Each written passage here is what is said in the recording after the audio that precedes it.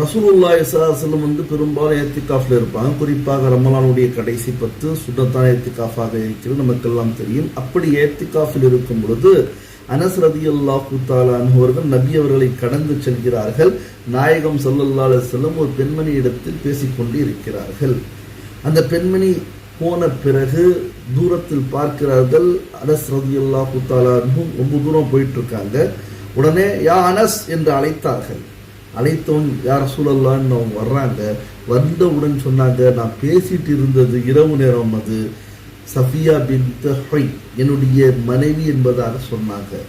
அதற்கு அனஸ் பின் மாலிக் ரலியல்லாஹு தஆலா சொல்கிறார், யா ரசூலல்லாஹ், நான் அதை பற்றி நினைத்து கூட பார்க்கவில்லை, கற்பனையும் செய்யவில்லை, எதுவும் நான் விளங்கிக்கலையே என்று சொல்லும் பொழுது, இல்லை, ஷைத்தான் மனிதனுடைய இரத்த ஓட்டத்தில் இருக்கின்றான், எனவே அவன் உங்களுடைய மனதை கெடுத்து விடுவான், அதனால் உங்களுடைய ஈமானுக்கு பங்கம் ஏற்படும்.